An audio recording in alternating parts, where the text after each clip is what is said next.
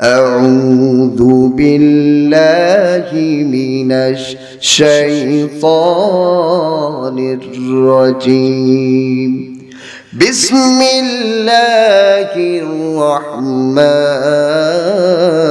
الرحيم وإذا لقوا الذين آمنوا قالوا آمنا وإذا خلوا إلى شياطينهم قالوا إنا معكم إنما نحن مستهزئون আল্লাহ তাআলা এই আয়াতের মধ্যে বলে দিলেন ওয়াইদা লাকুল্লাযীনা আমানু ক্বালু আমান্না যখন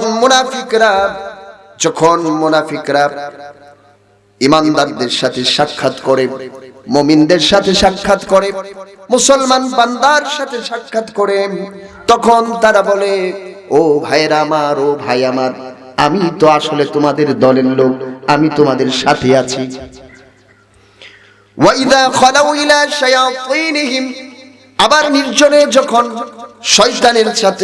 শয়তানের দোসরদের সাথে দেখা হয় ইসলামের দুশমনদের সাথে সাক্ষাৎ হয় তারা বলে ক্বালু ইন্না মাআকুম আসলে মুসলমানদের সাথে মুমিনদের সাথে আমরা তো আসলে নাই আসলে আছি তোমাদের সাথে মুমিনদের সাথে একটু ঠাট্টা বিদ্রূপ করি এটা মুনাফিকদের চরিত্র না মুমিনদের কাছে এসে বলে আমরা তোমাদের লোক হুজুর আমি আপনাকে খুব মহব্বত করি বলে না অনেক মহব্বত করি আমি আপনার ফলোয়ার আমি আপনাকে ভালোবাসি আপনার প্রত্যেকটা ভিডিও আমি দেখি আমার ভালো লাগে এরকম লোক আছে না কিন্তু সে এক ওয়াক্ত নামাজ পড়ে না আছে না এরকম তুমি আমাকে ভালোবাসো আল্লাহর কোরআনকে ভালোবাসো যে ব্যক্তি কোরআনকে ভালোবাসে ওই লোক কোনোদিন সালাত কাজা করতে পারে না ইচ্ছাকৃতভাবে কাজা করতে পারে না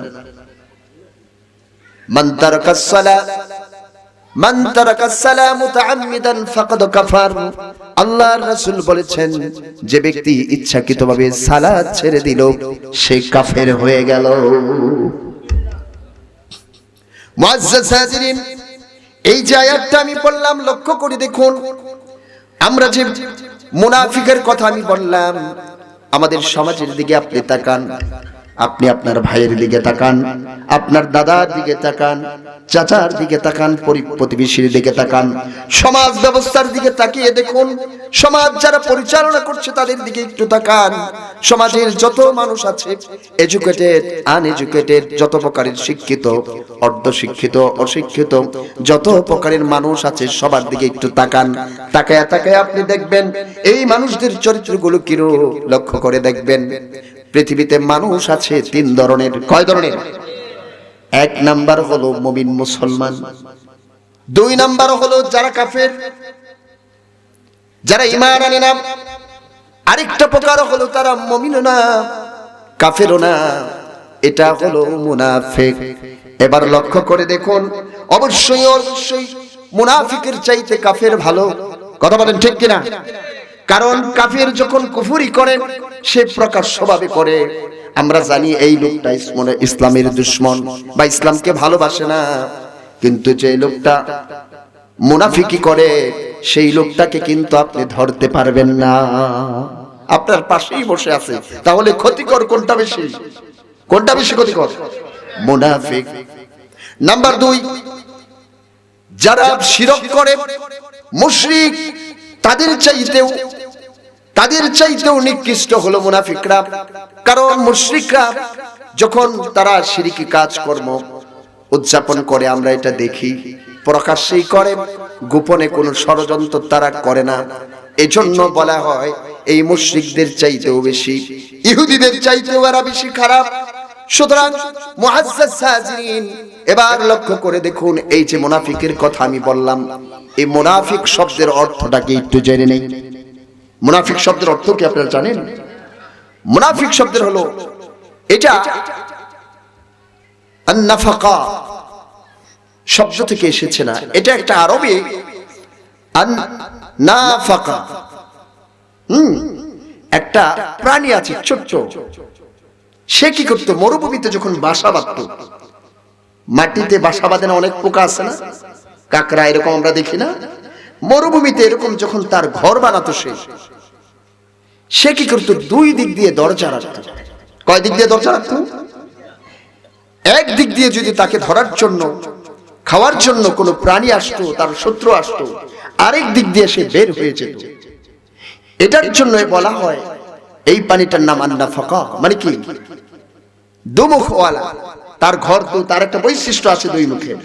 মুনাফিককে এজন্য বলা হয় মুনাফিক নিফাক থেকে, কারণ কি মুনাফিকের মধ্যে দুই রকমের চরিত্রের সন্নিবেশ ঘটেছে, এজন্য মুনাফিককে মুনাফিক বলা হয়। কারণ সে যেখানে যেমন সেখানেই তেমন, ভিতরে এক বাহিরে আরেক, তার নাম মুনাফিক। কথা বলেন ঠিক কিনা? মুনাফিক কিন্তু ভিতরে একরকম, বাহিরে আরেক রকম। লক্ষ্য করে দেখুন এবার এই মুনাফিকরা, এই মুনাফিক শব্দের নিফাক থেকে আসছে। এই নিফাকিটা হলো দুই রকমের। কয় রকমের? দুই প্রকার। একটা হলো নিফাকে আসগার, আরেকটা হলো নিফাকে আকবার। একটা হলো ছোট মুনাফিকি, আরেকটা হলো বড় মুনাফিকি। এবার প্রথমে বলি ছোট মুনাফিকি কোনটা। দেখুন আমি একটি আয়াত এবং পাশাপাশি একটি হাদিস প্রথমে ইবারত করেছিলাম। আল্লাহর রাসূল বলে দিয়েছেন আয়াতুল মুনাফিকি সালাসুন ইযা হাদাসা কাযাবা ওয়া ইযা ওয়া'দা আখলাফা ওয়া ইযা তুমিনা খানা। এই হাদিসের মধ্যে তিনটি মুনাফিকের তিনটি বৈশিষ্ট্যের কথা বলা হয়েছে। কয়টি? তিনটি বৈশিষ্ট্যের কথা বলা হয়েছে। নাম্বার 1 বলে দেওয়া হয়েছে যখন মুনাফিক কথা বলে তখন সে মিথ্যা কথা বলে। কি কথা বলে? মিথ্যা কথা বলে। যখন মুনাফিক কার সাথে ওয়াদা করে সে ওয়াদা সে রক্ষা করে না। যখন মুনাফিক কোনো কিছু তার কাছে আমানত রাখা হয় সে আমানতটা ভেঙে ফেলে, আমানতের খেয়ানত সে করে ফেলে। কয়টা গুণ এখানে? নাম্বার 1 কি বলেছি? নাম্বার 1 কি?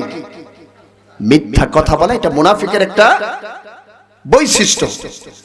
ছোট মুনাফিকের মধ্যে মুনাফিকের একটা বৈশিষ্ট্য।